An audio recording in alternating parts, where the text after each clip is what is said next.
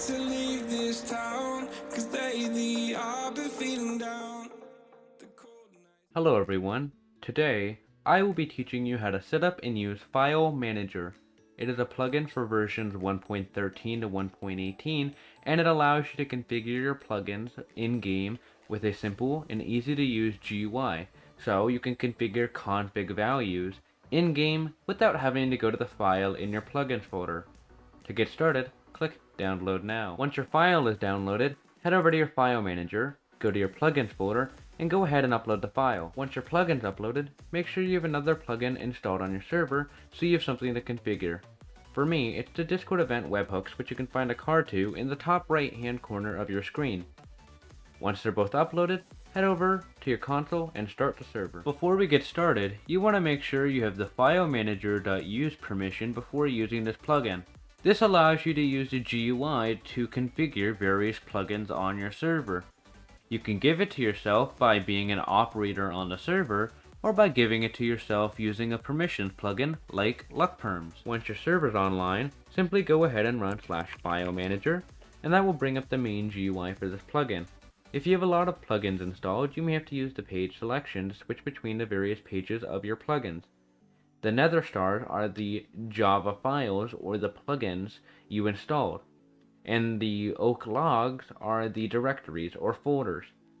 For this example, I'm going to go ahead and configure my Discord event webhooks plugin. To do that, simply go ahead and click on it. Over here, you can move it to a different directory, delete the folder, and rename it. So I'm going to go ahead and open it, just to make it nice and simple. Open, and in here you can find the config.yml. If you have a lot of .yml files, you may have to use the page selector yet again. So let's go ahead and open this. You can also rename it, delete it, or move it to a different directory. So I'm going to open it, and in here you can find all the different configuration options. So let's go ahead and show you what it looks like in the editor if you were to open it normally. If you were to go to the config.yml, this is what it would look like. As you could see earlier, you can see that when you hover over language in the GUI, it'll say language.currentlanguage, or if you hover over send dev stats, it'll say other.send dev stats. And yeah, it looks the same pretty much on a GUI, but let's go ahead and configure it via the GUI.